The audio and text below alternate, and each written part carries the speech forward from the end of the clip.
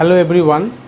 तो इस वीडियो में हम बात करेंगे कि चाइना ने रिसेंटली जो क्रिटिकल मिनरल्स है जैसे कि गैलियम और जर्मेनियम, एंटीमोनी, ये सारी की सारी जो क्रिटिकल मिनरल्स है जो कि वेरी मच एसेंशियल है for production of photovoltaic cells and for some also essential for defence sector. So ये सारी के सारी क्रिटिकल मिनरल्स के ऊपर एक्सपोर्ट के ऊपर उन्होंने बैंड कर दिया है, बैंड लगा दिया है। तो इंडिया की जो एक्सेस था चाइना से ये जो क्रिटिकल मिनरल्स लाने का वो ब्लॉक हो चुका है।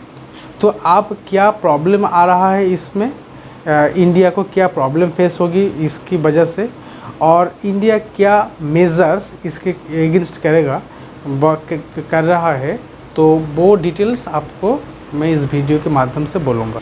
गैलियम एक क्रिटिकल मिनरल्स है जो कि हीट रेसिस्टेंट सेमीकंडक्टर प्रोड्यूस करने में बहुत ही वो यूज़फुल है। और जर्मेनियम वो भी एक क्रिटिकल मिनरल्स है जो कि डिफेंस सेक्टर में और रिन्यूएबल एनर्जी सेक्टर में बहुत ही यूज़फुल एक मिनरल्स है। और चाइना ने इस दोनों मिनरल्स को ही बैंड कर दिया है, एक्सपोर्ट बैंड कर दिया है, एक्सपोर्ट बैंड। और एंटीमोनी ये एक और क्रिटिकल मिनरल्स है जो कि डिफेंस सेक्टर में वैल्यू खूब बहुत ही यूज़फुल है, जैसे कि मिसाइल प्रोड्यूस करने में वो हेल्पफुल होता है और न्यूक्लियर वेपन्स प्रोडक्शन करने में भी वो यूज़फुल है। इसके अलावा जो इंफ्रारेड फ्लेयर्स और बहुत सारे सेंसर्स है वो प्रोड्यूस करने में भी एंटीमोनी यूज़फुल है। तो इसकी जो वजह चाइना ने दिया है उनकी तरफ से कमर्शियल मिनिस्ट्री में, तो उन्होंने बोला कि हमारे देश की जो नेशनल सिक्योरिटी है उसकी नेशनल इंटरेस्ट की वजह से हमने ये बैंड किया। चाइना खुद बोला कि हमारी अपनी देश की जो नेशनल सिक्योरिटी है उसकी वजह से हम लोगों ने ये जो क्रिटिकल मिनरल्स है उनको एक्सपोर्ट बैंड कर दिया अभी के लिए। तो इंडिया हमारी जो इंडिया है, तो इंडिया की जो प्रोडक्शन लिंक इंसेंटिव स्कीम है जिसे आपने सुना होगा, प्रोडक्ट PLI स्कीम, उसके तहत $4.5 बिलियन की एक बहुत बड़ा अमाउंट भारत सरकार ने ऑलरेडी रिन्यूएबल एनर्जी सेक्टर में इन्वेस्ट कर दिया है। क्यों इन्वेस्ट कर दिया है? COP26 जो पेरिस में हुआ था, conference of parties, COP conference of parties, so 26 meeting, number of 26 meeting, conference of parties, इसलिए नेम है COP26, कॉन्फ्रेंस ऑफ पार्टीज 26। तो उसमें इंडिया की जो हमारे जो प्राइम मिनिस्टर है नरेंद्र मोदी जी, तो उन्होंने एक पंचमृता जो 5 कमिटमेंट वर्ल्ड को किया है। तो उसमें से एक कमिटमेंट ये था कि 2070 तक 2070 तक भारत का जो कार्बन एमिशन है ना, जो कार्बन प्रोड्यूस होता है ना, जैसे इंडस्ट्री से, जैसे कोल फैक्ट्री से, बहुत सारे ऐसे थर्मल जो इलेक्ट्रिसिटी प्रोड्यूस होता है वहाँ से भी कार्बन रिलीज़ होता है। तो उस कार्बन को जीरो में लाएंगे, कार्बन जो एमिशन है वो जीरो में लाएंगे 2070 तक। ये हमारी जो प्राइम मिनिस्टर उन्होंने वर्ल्ड को ये वादा किया है। क्यों? 1.5 डिग्री जो टेम्परेचर थ्रेशोल्ड है उसको मेंटेन करने के लिए सारी जो डेवलपिंग नेशन है और डेवलप्ड नेशन है वो कमिटेड है। क्योंकि अगर टेम्परेचर ज़्यादा राइज़ हो जाएगा, कार्बन की वजह से तो टेम्परेचर राइज़ होता है ना, तो टेम्परेचर ज़्यादा अगर राइज़ हो जाएगा तो वाटर लेवल जो है वो धीरे धीरे से बढ़ता चला जाएगा और बहुत सारी वेदर पैटर्न में चेंजेस हो जाएगा। अभी आप देखो ना, बहुत ज़्यादा गर्मी पड़ गया था इस साल, अब ये सुनने को मिल रहा है कि बहुत ज़्यादा ठंडा भी होने वाला है। क्यों हो रहा है ऐसा? क्योंकि ये मैन मेड है, नॉट नेचुरली, क्योंकि हमने जो पॉल्यूशन किया है उसकी वजह से ही ये हो रहा है। तो वीडियो का जो मेन मुद्दा है कि क्रिटिकल जो मिनरल्स है वो चाइना ने बैंड कर दिया। तो भारत की जो अभी तो रिन्यूएबल एनर्जी से नॉन रिन्यूएबल सोर्सेज से हम करंट प्रोड्यूस करते हैं ना, जैसे कि कोल, तो कोल एक non renewable source of energy. तो उस जो कोल जो non renewable source of energy, बाहर से हट के हम सोलर जो एनर्जी है उस जगह पे जाना चाहते हैं। क्यों?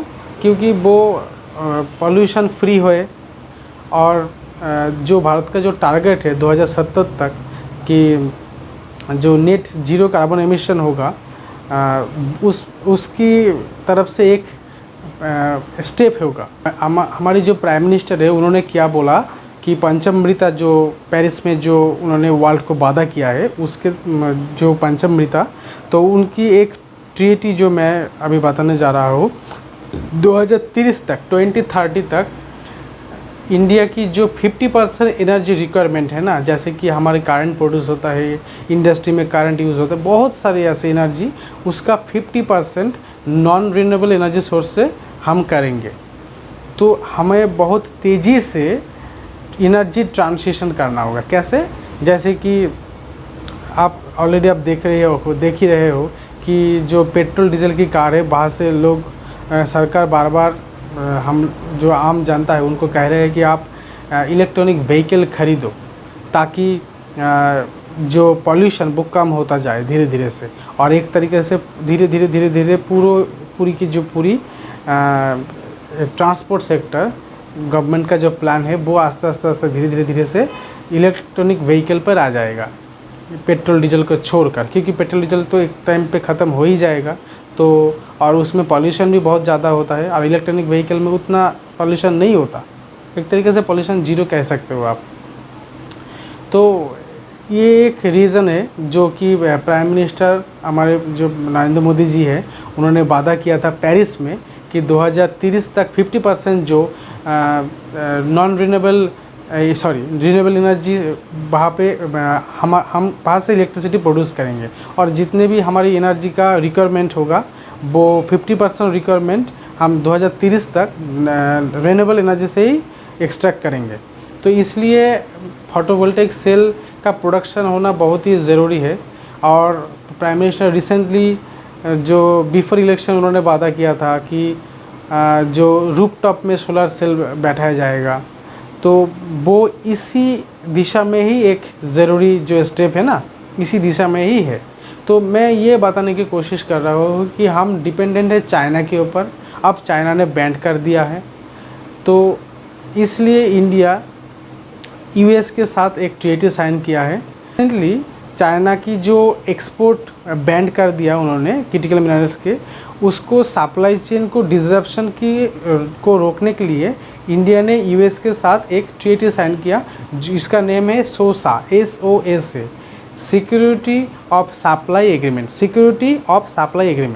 जिसके तहत इंडिया कोशिश करेगा कि जिस यूएस के साथ मिलके जिस कंट्री में ऐसे मिनरल्स है, आई मीन गैलियम, जर्मेनियम, ऐसे क्रिटिकल मिनरल्स है, तो उस कंट्री के साथ ट्रीटी साइन किया जाएगा, ताकि चाइना अगर मोनोपोलिस करने का कोशिश करेगा उस क्रिटिकल मिनरल्स पर, तो उसको चैलेंज किया जाएगा, ताकि इंडिया की जो रिन्यूएबल एनर्जी सेक्टर में जो ट्रांजिशन की जो स्टेप उन्होंने हम लोगों ने लिया है वो बंद ना हो, वो कंटिन्यू चलता रहे।